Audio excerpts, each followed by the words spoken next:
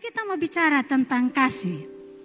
Teman-teman pakai pink yang luar biasa dan saya bersyukur.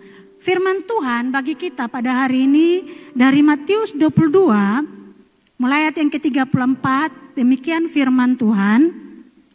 Ketika orang-orang Farisi mendengar bahwa Yesus telah membuat orang Saduki itu bungkam, berkumpullah mereka dan seorang dari mereka seorang ahli Taurat bertanya untuk mencobai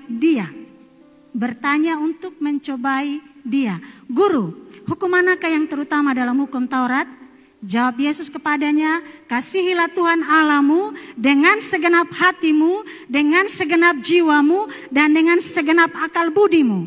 Itulah hukum yang terutama dan yang pertama. Dan hukum yang kedua yang sama dengan itu, ialah kasihilah sesama manusia seperti dirimu sendiri. Pada kedua hukum inilah tergantung seluruh hukum Taurat dan kitab para nabi. Papa mama yang dikasihi Tuhan Yesus Kristus, saya menemukan gambar itu tentang jantung, lalu tentang tangan-tangan yang tergabung menjadi satu. Kasihilah Tuhan Allahmu dengan segenap hatimu, dengan segenap kekuatanmu dan akal budimu, dan kasihilah sesamamu manusia. Kasihi sesama manusia artinya kita harus mempunyai interaksi dengan orang lain supaya kasih itu membentuk yang namanya lingkaran kasih yang besar seperti itu. Ketika saya temukan gambar ini saya sangat bersyukur dan saya terberkati Bapak Mama. Bagaimana kita mengasihi Tuhan Allah kita? Bagaimana caranya? Apakah kita hanya bilang kasihilah Tuhan Allahmu, tapi bagaimana caranya? Yang pertama, cara kita untuk mengasihi Allah, maafkan mungkin hurufnya kecil, cukup besar di sini. Yang pertama, jangan fokus kepada diri kita, tetapi fokuslah kepada Allah. Bagaimana supaya kita tidak fokus kepada diri kita? Papa mama yang dikasihi Tuhan Yesus Kristus, ketika Allah mengasihi kita, Allah menciptakan kita seturut dengan gambar dan rupa Allah. Artinya ada DNA Allah dalam diri kita. Saya hari ini, saya tidak kasih contoh orang lain. Mariana Leba. Bapak, sifat-sifat Bapak ada yang turun di saya, sifat-sifat Mama ada yang turun di saya. Orang bilang buah jatuh tidak jauh dari pohon.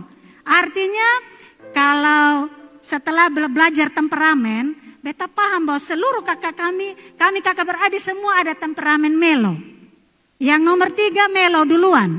Tapi selain itu melo yang kedua. Ada yang kolerik melankolis, sanguin melankolis. Yang satu plekmatik melankolis. Papa mama yang dikasihi Tuhan Yesus Kristus, semua sifat entah bapak entah mama yang melankolis saya tidak tahu. Mama sudah pergi sebelum saya paham tentang teori ini. Nah papa mama, segala sesuatu tentang kelakuan Bapak ada di saya, ada di saudara-saudara. Nah papa mama, kita adalah orang-orang yang diciptakan segambar dan serupa dengan Allah. Artinya segala identitas Tuhan yang luar biasa harusnya ada pada kita. Harusnya lengkap pada kita, tetapi kenapa itu dirusak? Karena iblis merusakkan itu di dalam kehidupan kita. Dalam buku The Great yang ditulis oleh Bapak Gembala, saya sempat membahas itu. Saya harus mohon maaf, hari Selasa tidak sanggup sama sekali untuk ikut ibadah. Kehujanan dari Siso waktu itu dan demam dan tidak bisa pergi waktu itu.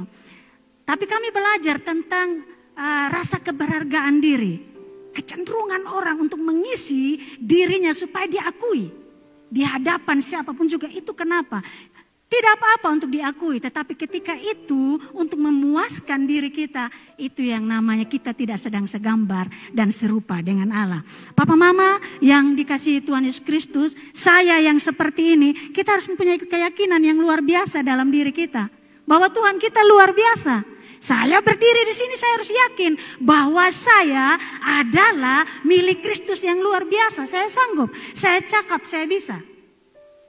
Ketika saya bangun pagi, saya tahu saya sedang dalam proses sakit dan bangun sempoyongan betul-betul. Ketika bangun bilang Tuhan Engkau luar biasa. Saya kuat, saya bisa Tuhan.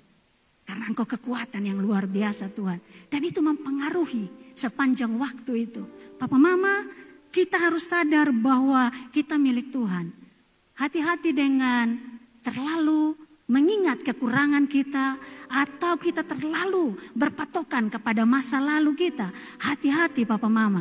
Kenapa? Ketika kita terkonsentrasi pada kekurangan dan hal-hal yang mengikat kita di masa lalu, kita akan tidak bisa bergerak maju kepada masa depan kita. Ini cara kita mengasihi Tuhan. Yaitu percayalah bahwa apa yang Tuhan taruh dalam hidup kita itu sesuatu yang luar biasa.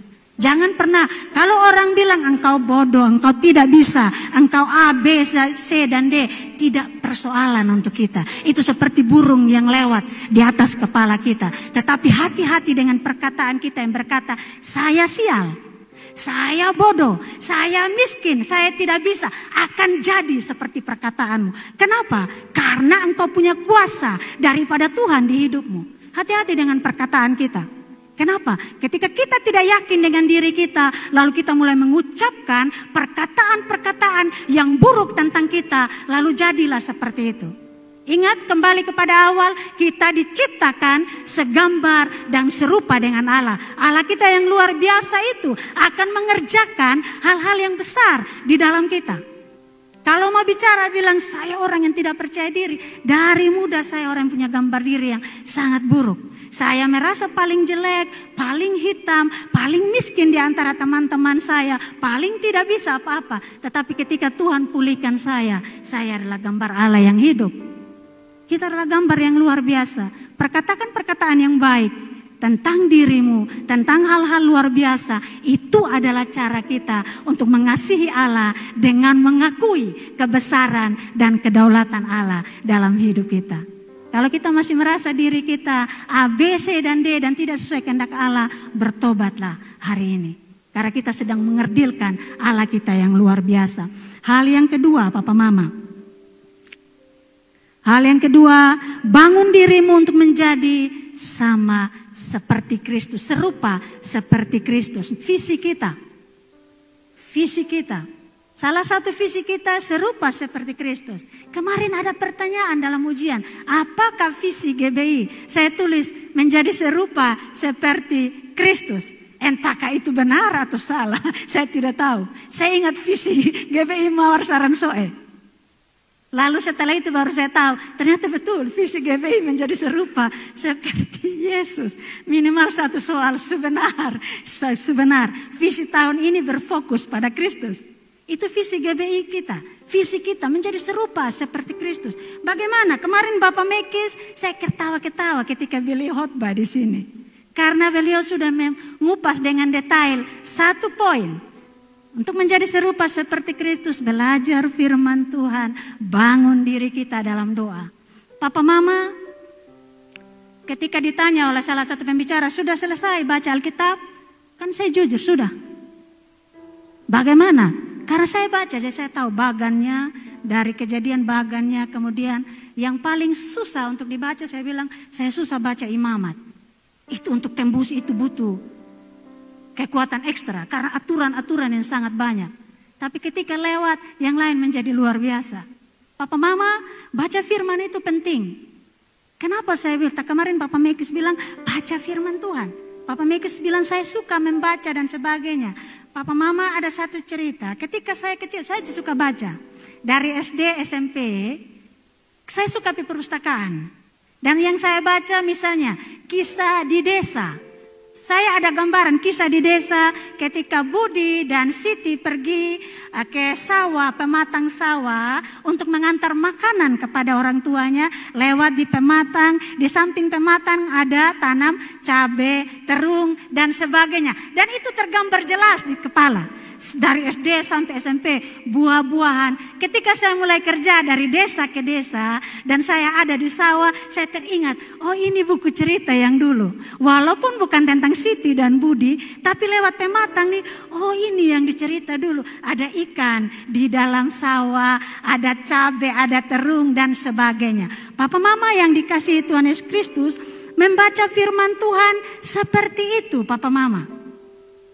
Membaca firman Tuhan seperti itu. Ketika kita baca firman Tuhan dari ayat-ayat, pasal-pasal, bab-bab, dan ketika kita menemukan sesuatu, bayangan tentang firman itu tiba-tiba muncul di dalam kepala kita. Kenapa kita harus baca? Paling bagus kalau kita baca berurut-urutan, kita akan tahu, akan penasaran Bapak Mama. Ketika kami baca kitab Raja-Raja di PPA, penasaran sekali. Kenapa di kitab Raja-Raja kurang tulisannya, tapi di kitab Tawarik lengkap tulisannya. Kenapa raja ini, oh ini yang saya paham. Oh ternyata menjadi penasaran, tiap hari kita baca, penasaran. Berurutan dari satu ke satu. Papa Mama, kalau kita baca dengan penasaran, itu akan menjadi cerita yang luar biasa, yang akan sangat memberkati kita. Hal yang lain, kami juga belajar tentang deduktif, induktif, eksegese, eksigese. Saya juga baru tahu. Oh ternyata ada pengalaman dari luar ditarik ke dalam Alkitab. Atau dari sini tarik keluar, itu harus pengkhotbah. Keluar di ulangan. Saya pikir ini Bapak Tua ini dia ulang-ulang terus. Ini Pak Dani main ulang-ulang. Saya pikir biasa kalau dosen ulang-ulang tuh keluar di ulangan. Jadi waktu soal keluar, saya kerja itu yang duluan saja. Kebetulan masih ingat dengan jelas. Papa Mama, ketika saya baca kitab Lukas, pagi-pagi ketika saya lihat satu berita Turki, gempa di Turki yang jatuh gedung-gedung yang luar biasa. Jujur saya menangis waktu itu. Menangis betul-betul sedih. Ini gempa yang luar biasa. Lalu saya baca, kebetulan sampai di Lukas. Lalu bilang jangan engkau kaget mendengar semuanya itu. Karena akan terjadi gempa bumi yang dahsyat. Peperangan yang luar biasa. Banjir yang luar biasa. Akan terjadi dan Tuhan sudah sampaikan. Ketika kita baca ini kejadian demi kejadian. Tapi satu hal yang Tuhan sampaikan dalam firman-Nya. Janganlah kamu takut. Janganlah kamu takut. Bahkan sudah sore kemarin, habis doa baru saya tahu di Tekari ada longsoran yang luar biasa. Dari malam sebelumnya, saya tidak buka TikTok. Biasanya saya rajin buka, tidak buka. Ada yang telepon pagi bilang, Ma, ada longsor Tekari, saya bisa jalan. Setelah itu abaikan, tidak lihat. Ternyata betul. Orang bilang ini gunung bergeser, ini tutup jalan betul-betul nih. Rata betul-betul. Ini tidak ada, ini tutup jalan dan sebagainya. Papa Mama yang dikasih Tuhan Kristus, ini kejadian-kejadian yang tidak pernah terjadi. Tapi sudah terjadi yang lalu, tapi sekarang terjadinya luar biasa sekali. Papa Mama, mari kita membawa hidup kita untuk membangun diri kita untuk bertumbuh seperti Tuhan Yesus dengan mempelajari firman-Nya. Bangun hubungan doa kita dengan Tuhan. Kelihatannya biasa doa Papa Mama, tapi dalam doa itu ada kuasa. Berdoalah, setiap perkataan doa kita, entah untuk kita, untuk orang lain, untuk siapapun juga, itu menyenangkan hati Tuhan. Entah doa apa, ada doa peperangan, doa puasa. Kemarin Ibu Vivi mengajar lalu semua jawab, doa apa saja. Semua doa peperangan, doa puasa, doa menara doa. Lalu ada satu calon bilang doa makan. Dia bilang itu wajib, jenis-jenis doa. Lalu doa makan. Ada seperti itu, ada doa. Papa Mama, doa itu tentang komunikasi kita dengan Tuhan. Mungkin bukan saja dalam Lukas pasal 11 kalau tidak salah. Ketika diajarkan doa Bapa kami yang di surga dan seterusnya. Tetapi di ayat terakhir dikatakan, Bapamu yang jahat saja tahu memberi yang terbaik. Apalagi Bapamu di surga, Dia akan memberikan Roh Kudus kepadamu. Dan saya baru temukan di kitab Lukas, doanya tentang segala keperluan kebutuhan kudus. Tapi terakhir, Bapamu akan memberikan Roh Kudus kepadamu. Untuk apa? Supaya Roh Kudus menerangi kita dalam banyak hal dalam kehidupan kita. Kesesatan yang kita lakukan hari ini, perbuatan yang kita lakukan, segala hal. Karena kita tidak diterangi oleh Roh Kudus. Kita mengabaikan Roh Kudus. Saya ingat Ibu Leslie sempat sharing kita di WBI. Seringkali kita mengabaikan peran Roh Kudus di dalam hidup kita. Padahal Roh Kudus berperan sangat penting. Kakak Efran, dia bilang, Mama beta mau pipe muda di Kupang. Kapan? Lalu saya tidak tahu, tapi saya bilang tidak. Mama tidak izinkan. Kenapa? Dia agak balangsit sedikit. Tidak setuju karena saya tidak izinkan. Pokoknya Mama berat hati Efran. Tidak tahu kenapa. Pokoknya Mama tidak berat hati. Pokoknya dia agak emosi-emosi. Biasa anak muda lah. Tapi beta juga diam-diam karena lagi full diam-diam. Ternyata mereka tidak bisa pergi. Mereka sudah kumpul mau pergi, Takari tidak izinkan. Mau lewat mana? Mau lewat jalan, gunung tutup satu jalan. Mau lewat Bena, banjir penuh. Tidak bisa. Papa Mama, Roh Kudus kadang-kadang memberitahu sesuatu yang akan terjadi. Bahkan pagi dia tidak mau bangun tidur. Maaf Efran, karena dia kecewa. Tidak bisa di Kupang. Kami tidak tahu berita. Lalu Efran, pokoknya Mama minta maaf. Mama hati, Mama senang kasih. Suatu hari lu akan paham nanti. Suatu hari. Ternyata sore baru dia langsung paham bahwa tidak bisa pergi karena ada longsor di sana. Papa Mama yang dikasih Tuhan Yesus Kristus, anak-anak muda yang terkasih, kadang-kadang orang tua kita bukan hanya tentang itu, ada banyak hal. Dengarlah orang tuamu. Tuhan sering berbicara kepada orang tua kita tentang hal-hal yang tidak kita pahami. Belajarlah untuk dengar orang tuamu, belajarlah dengar pemimpinmu, karena itu baik.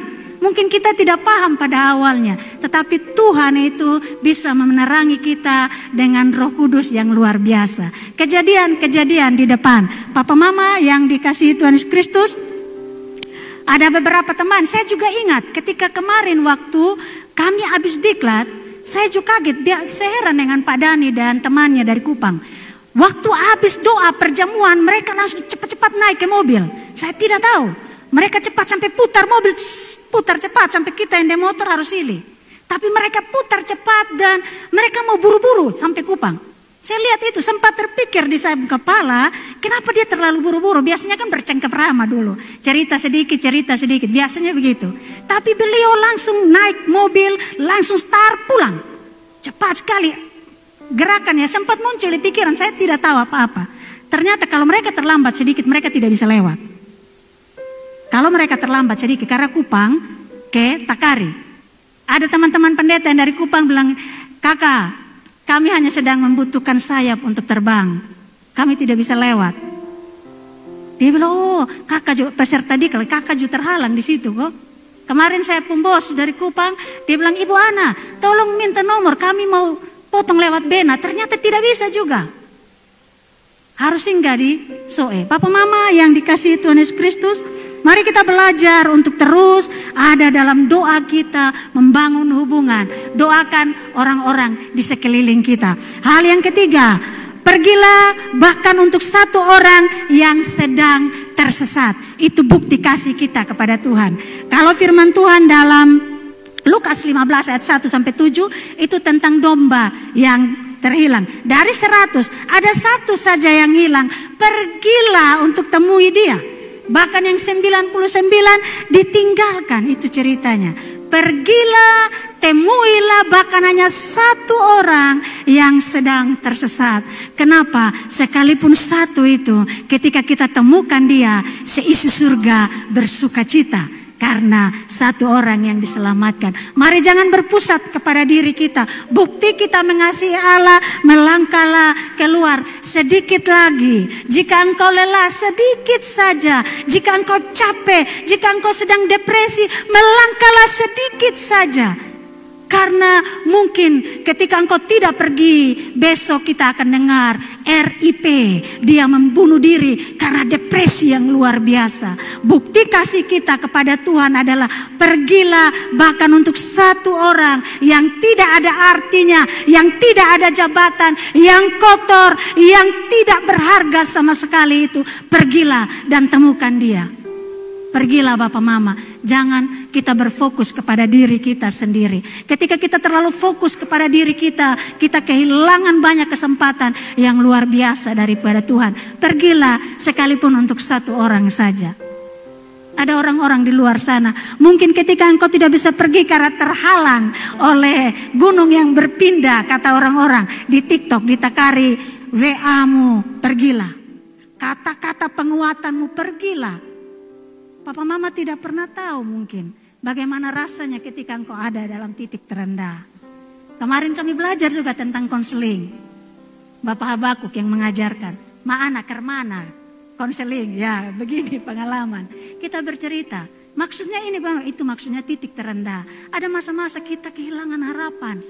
Ada masa-masa seolah-olah kita sendirian. Ada masa-masa Tuhan, apakah ini akhir hidupku? Seorang teman saya juga sakit luar biasa. Dia datang, dia menangis. Saya ini, kalau saya menangis berarti kita konser nanti menangis. Saya diam saja, saya dengar. Mungkin ini memang akhir hidup, Ma. Karena sakit yang luar biasa. Dan ketika kami ibadah, saya bilang, sekalipun hanya setitik kecil harapan itu, berpeganglah kepada harapan itu. Mana pernah sembuh dari suatu sakit. Ada banyak hal.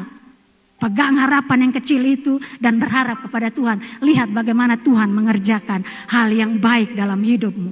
Dan Papa Mama, ketika dia WA bahwa ternyata hasil USG dan sebagainya, tanda ini bilang, itu tanda bahwa Tuhan campur tangan.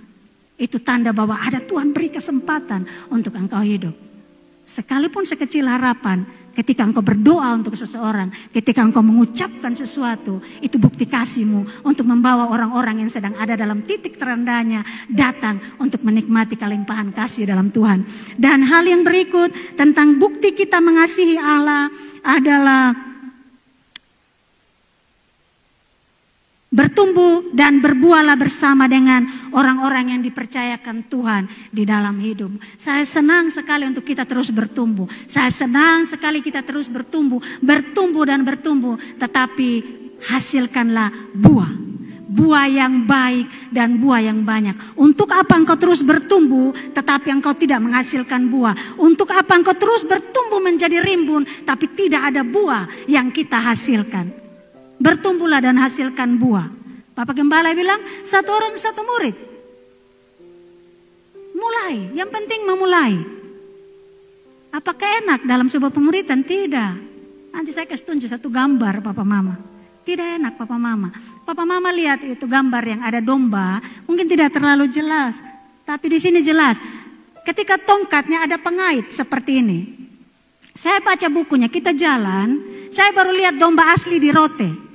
Ketika tongkat ada pengait, jalan domba itu sebenarnya binatang yang taat, tapi orang bilang agak bodoh dan sebagainya, saya tidak bahas tentang itu. Tapi kadang-kadang ada domba yang sedikit nakal untuk keluar dari kumpulan atau rombongan.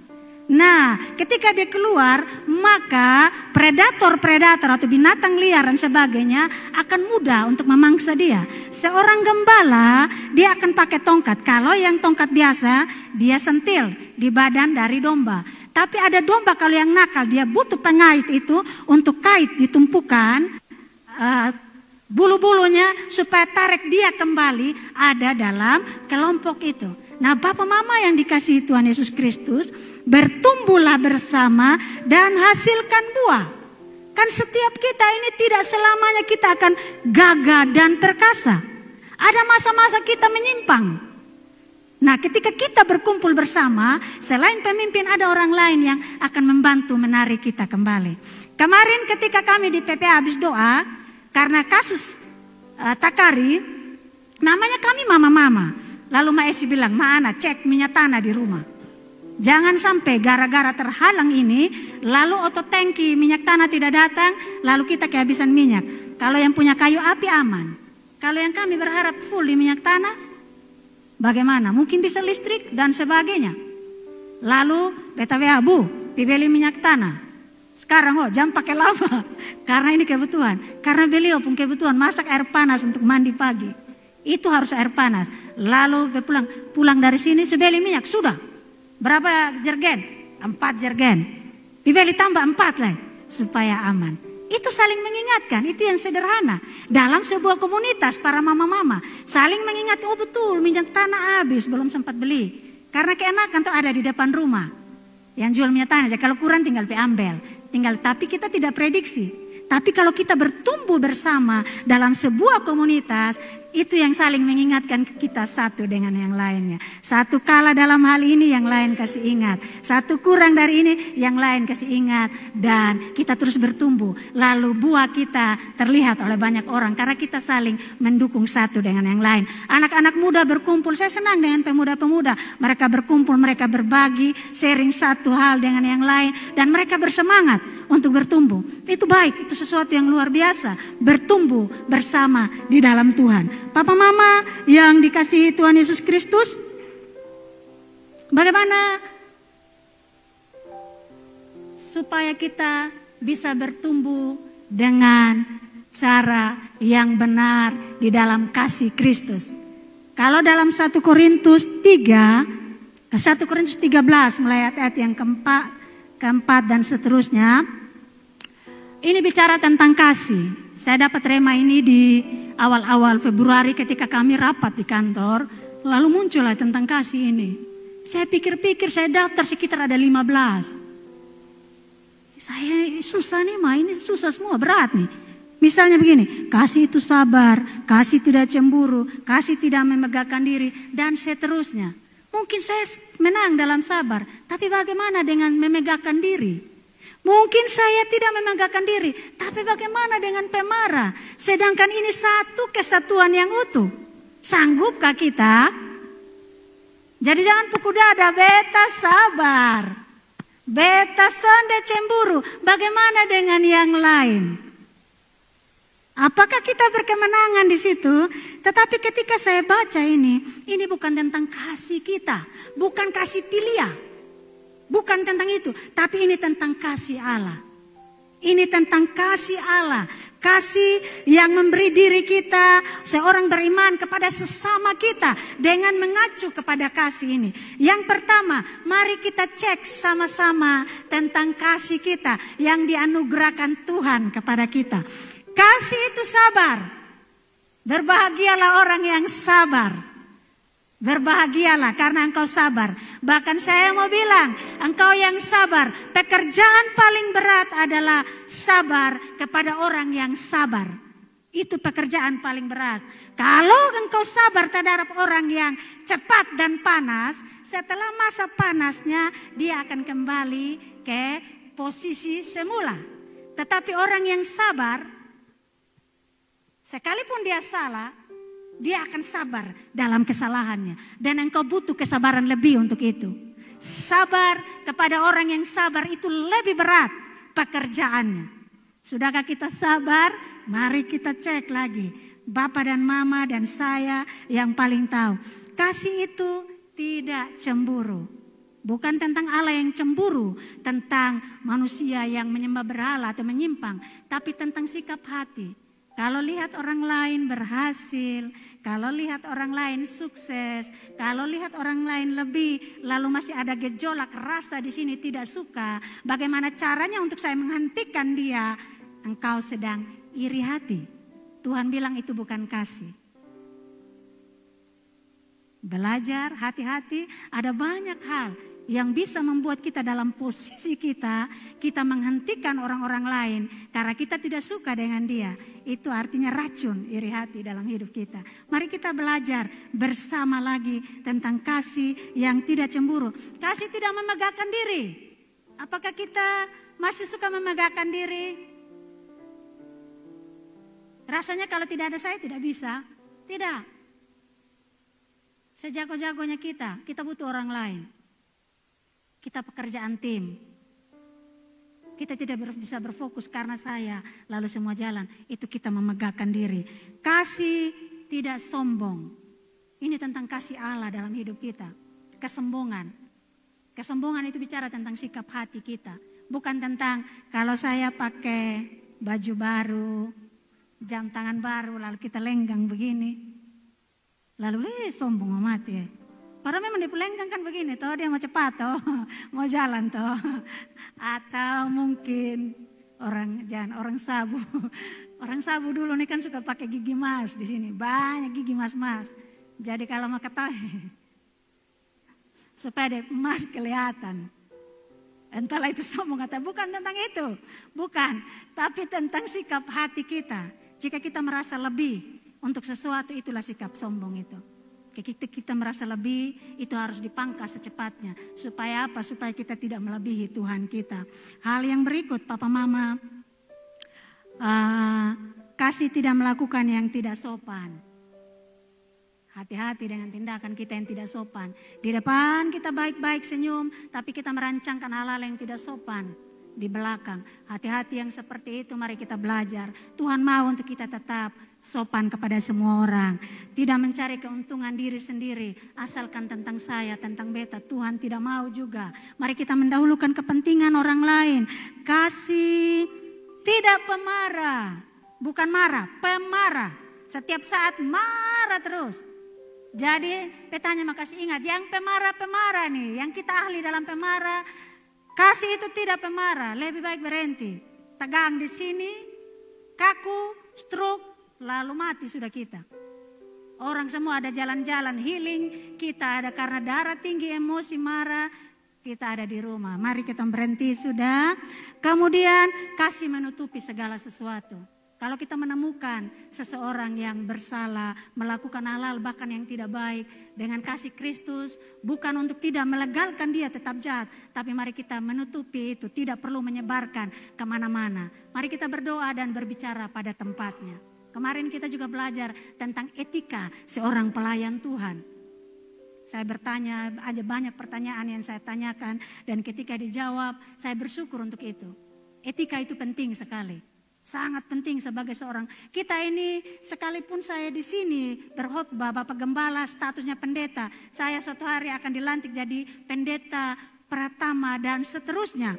Tapi Papa Mama yang dikasihi Tuhan Yesus Kristus, menjadi seorang pelayan, seorang pemimpin, kita harus berusaha memegang rahasia terburuk dari seseorang, dari jemaat Papa Mama. Ketika saya masih menjadi menantu gembala, saya masih tahu sedikit anak. Tapi menjadi istri seorang gembala, namanya dong suruh doakan. Ada banyak hal yang diketahui. Itu harus ditutup dengan rapat, Papa Mama. Kenapa? Itu tentang mati dan hidupnya dia. Kalau kita buka, dia yang sudah dipulihkan Tuhan, karena mendengar orang-orang mencemoohkan dia, dia akan jatuh kembali lagi. Dia akan tergeletak lagi. Hanya apa? Karena semua orang menganggap dia dengan sangat rendah. Tutup setiap masalah. Kalau hal yang receh-receh kita bisa omong. Tapi kalau rahasia-rahasia, apalagi rahasia yang dipercayakan kepada kita, sesuatu yang sangat pribadi, jangan pakai dalam alasan doa, lalu kita doakan saudara kita sedang A, B, C, dan D. Tidak boleh Papa Mama. Kita ini hamba Tuhan, Papa Mama hamba Tuhan sama seperti saya. Kita harus simpan itu rapat-rapat. Jangankan kita semangat, kita sebar ke sini. Ingat ini beta hanya suruh doakan, simpan rahasia. Lalu dia pergi ke satu, bilang begini-begini. Ingat ini rahasia, ini kau doakan. Lalu pergi ke sini dan itu bukan rahasia. Karena seluruh dunia tahu tentang itu. Mari kita belajar ya. Kalau sesuatu yang sangat prinsip, sesuatu yang sangat pribadi, mari kita simpan dalam-dalam. Papa Mama yang dikasihi Tuhan Yesus Kristus, hal yang berikut. Tidak pemarah, tidak menyimpan kesalahan orang lain, tidak bersuka cita karena ketidakadilan. Kalau ada orang yang jatuh, jangan kita ketawa. Anak kecil yang begitu, ada yang jatuh, lalu dia sakit, lalu ada yang menangis. Ku menangis, itu anak kecil. Terjadi di teras gereja sini. Yang kicik-kicik, ada satu yang jatuh dia menangis bilang, ku menangis. Itu yang kicik-kicik dong, yang begitu. Atau yang kecil-kecil, karena orang paham toh, ada yang jatuh lalu dalam gini, puji Tuhan, dia jatuh. Itu anak kecil. Karena baru dengar sekolah minggu, apapun yang terjadi kita harus selalu puji Tuhan. Lalu ada kawan yang jatuh luka, dia bilang, puji Tuhan. Nah itu untuk anak kecil, di kita tidak, kita orang dewasa. Saya tidak perlu menyebutkan oknum karena sangat familiar di tengah kita. Tidak boleh Bapak Mama. Kemudian menutupi segala, percaya segala sesuatu, mengharapkan segala sesuatu, dan sabar menanggung segala sesuatu. Bapak Mama, hidup kita ada proses-proses. Ada banyak hal yang bisa terjadi di hidup kita. Ada banyak kejadian, sabar. Menanggung segala sesuatu. Itu teladan yang Tuhan berikan kepada kita. Kadang-kadang kemarin ada di diklat ketika tentang doa. Doa ya, saya ingat tentang doa. Lalu ada satu peserta dalam gini, beta paling jengkel. Dia berdoa setengah mati, baru orang lain kelihatan sudah berdoa, baru dia kayak berjaya dalam dia hidup. Tukar mana tuh? Beta berdoa pagi, siang, malam. Sebegitu, ada banyak. Mereka cerita-cerita ya. Memang dia badan kecil, mereka badan besar. Mas saya lebih tua toh. Bapak Yakub datang mana? Mama Fal datang mana? Bapak Habakuk bilang mana ya, memang dia lebih kakak dari dong. Jadi ini mana ini mana lalu kecerita. Ya sabar satu. Webet begini ada curhatan, pembicara juga curhat segala macam ya. Ternyata firman Tuhan bilang sabar menanggung segala sesuatu. Jam 3 pagi panggil lebih berdoa, kita supaya berdoa. Lalu setelah itu mama beta sampai gereja, beta tersinggung dan mama. Aduh yang 3 jam 3 pagi yang pergi lihat saya lulusan hitung kah misalnya begitu. Ada banyak hal, tapi firman Tuhan bilang kasih yang dari Bapa itu sabar menanggung segala sesuatu. Mari kita saling melengkapi. Ada gambar yang sempat saya ambil itu kasih, saya tambah di tengah. Ketika kasih itu gambarannya jantung. Ketika kepingan hati, kepingan kasih itu bergabung menjadi satu, maka ruang itu akan penuh dengan kasih yang luar biasa. Akan penuh dengan kasih. Itu ada kepingan hati yang bergabung satu, bergabung ke yang lain. Itu menjadi kumpulan-kumpulan kasih yang luar biasa. Dan gambar yang terlihat hanyalah tentang kasih. Jadi kasih tidak bisa sendiri saja. Kasih itu harus bergabung satu dengan yang lain. Kasih yang satu menutupi kekurangan yang lain.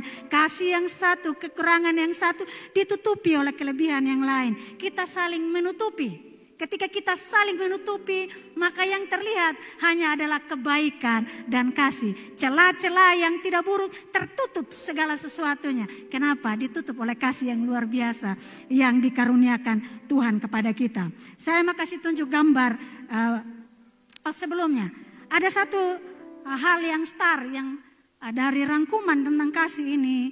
Tetapi ada satu yang sangat mendorong saya untuk memberkati saya dalam kitab Lukas yang saya baca.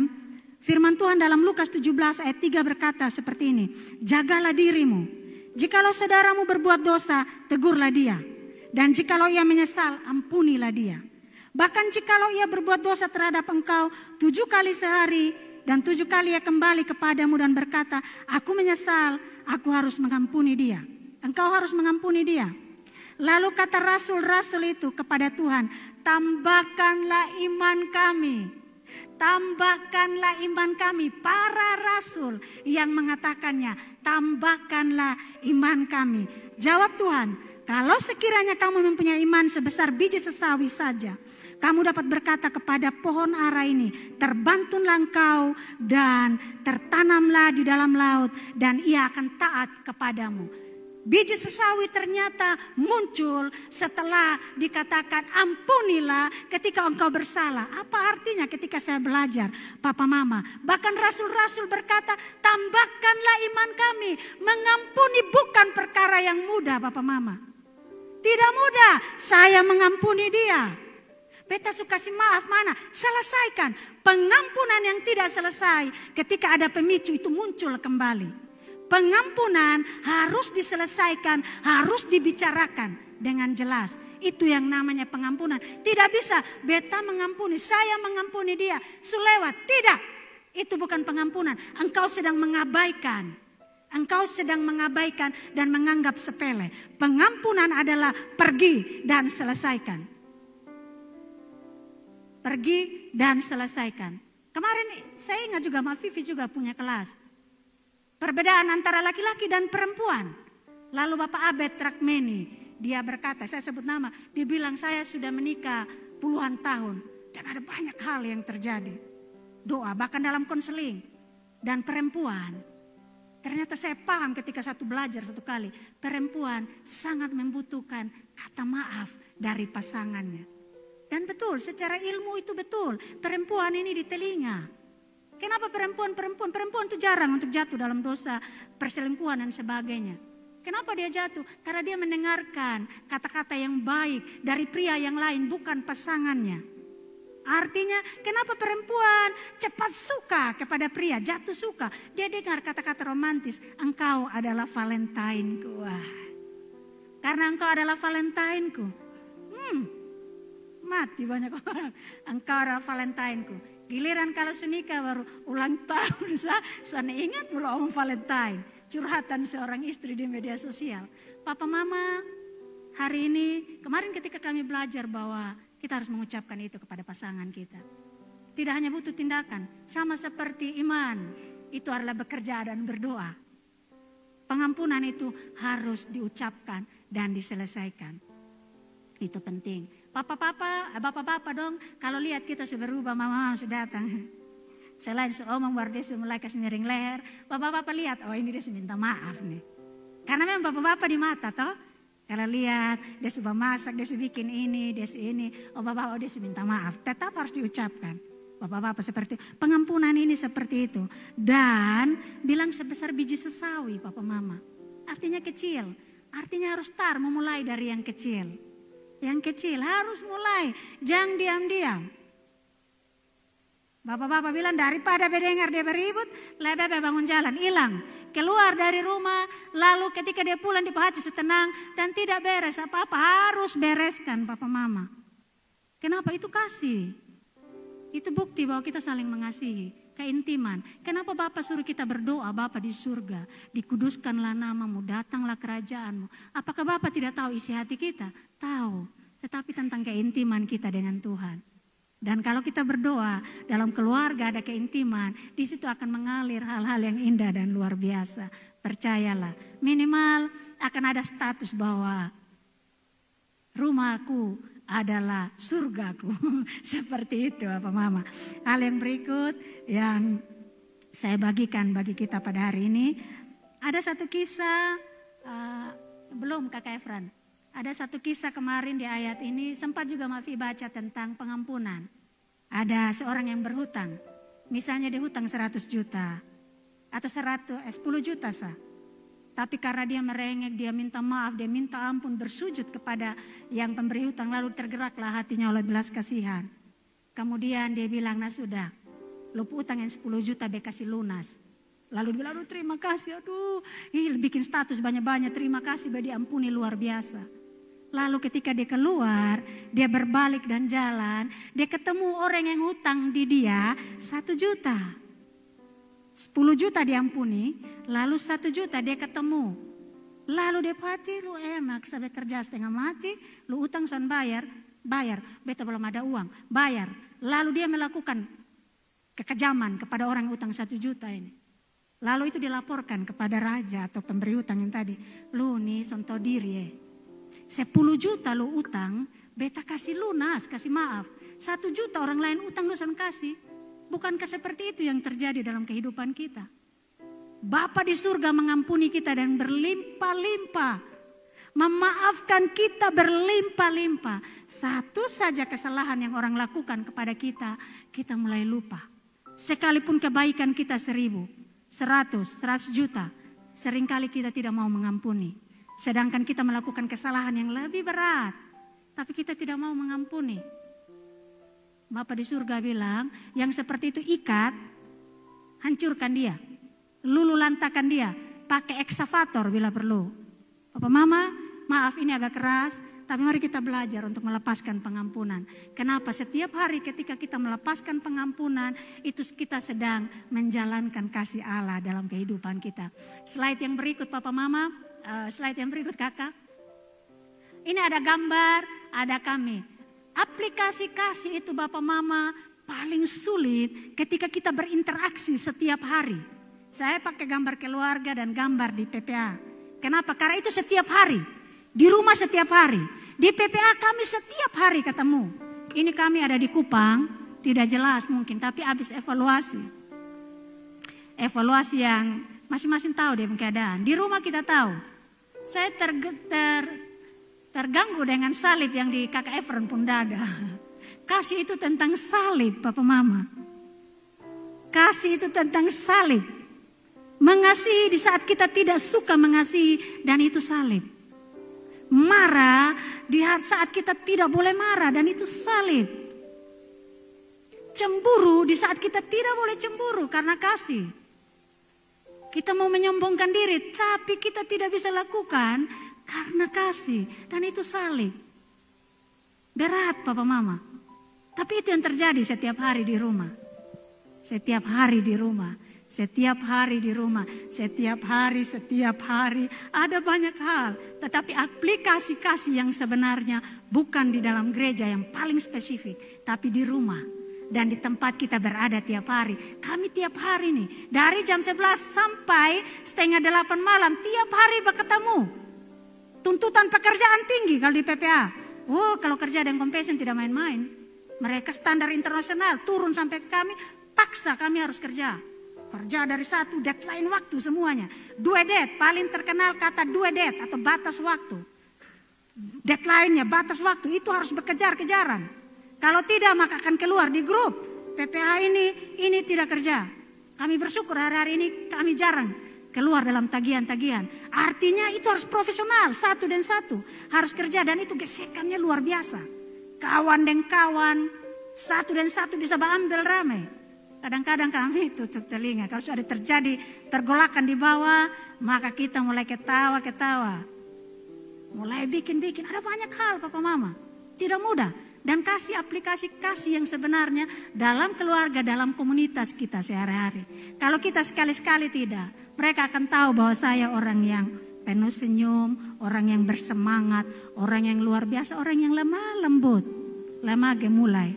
Tapi kalau di rumah, kalau di tempat pekerjaan, akan kelihatan asli kita. Tidak mudah, tetapi Tuhan bilang jangan menyerah. 1 Yohanes 4 ayat 19 berkata, kita mengasihi karena Allah terlebih dahulu mengasihi kita. Jika Tuhan Bapa kita terlebih dahulu mengasihi kita dan kita intim dengan Bapa kita, maka Bapa akan mengaruniakan kepada kita kemampuan untuk mengasihi. Sekalipun baru kecil, lakukanlah, itu akan terus bertumbuh dan berkembang. Sama seperti biji sesawi yang kecil, ketika dia bertumbuh, dia berkembang menjadi tinggi dan menjadi berkat bagi orang lain. Tuhan memberkati kita untuk pagi hari ini.